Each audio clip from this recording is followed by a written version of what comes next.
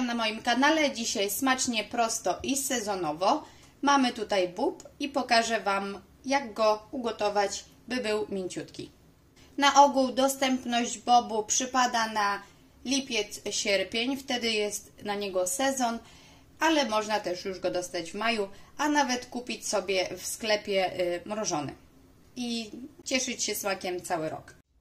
A teraz zobaczmy, jak ugotować bób i przyrządzimy go z masełkiem, koperkiem i czosnkiem. W garnuszku zagotowuję wodę. Oczywiście składniki i gramaturę podam Wam w przepisie, do którego link znajdziecie poniżej filmu. Zagotowuję litr wody na pół kilograma bobu. Do gotującej się wody wrzucam bób. Do wody wsypuję łyżeczkę cukru. Pewnie zastanawiacie się, po co dodałam cukier do bobu. Otóż cukier pozwala zachować ważne składniki w bobie, które podczas gotowania nie zostaną wypłukane. Bób przykrywam i gotuję do momentu, aż będzie miękki. I różnie to trwa, w zależności czy bób jest w miarę młody i miękki, czy jest starszy i ma twardą skórkę. Taki młody bób to jakieś 10-15 minut gotowania, natomiast taki starszy, który jest twardszy, trwa nawet do pół godziny.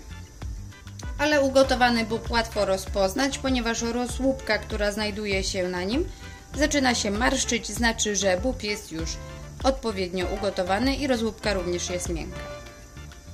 Swój bób już gotuję 20 minut. On dopiero zaczął się marszczyć. Już Wam pokazuję, o co chodzi. Widzicie? Taka pomarszczona rozłupka. I teraz dodaję łyżeczkę soli. Łyżeczkę soli dla walorów smakowych, też nie za dużo, żeby nie było zbyt słone, i gotuję jeszcze 5 minut. Ugotowany bób przecedzam na sitku.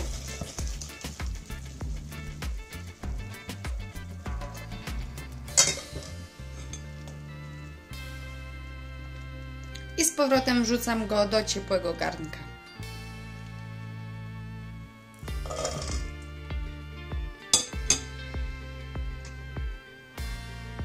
Teraz do ciepłego bobu dodaję masło, 2 łyżki.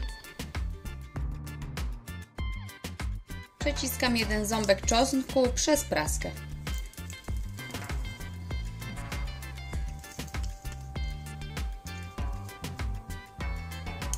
I dodaję koper, którego raczej nie pomijam i daję go dosyć dużo, bo jak wiecie, bób powoduje różne nieprzyjemne skutki uboczne, jakimi są wzdęcia i gazy, a koper pozwoli nam to zminimalizować. Także 3 łyżki kopru. Całość przykrywam i będę potrząsać garkiem, tak by masło oblepiło nam cały bób wraz z koperkiem. I voilà! Bób gotowy do podania.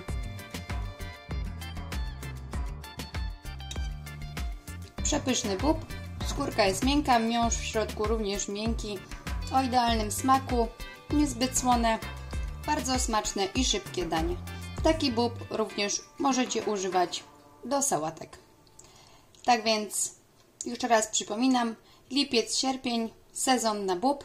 Nie przegapcie. Tymczasem dziękuję bardzo za oglądanie. Trzymajcie się.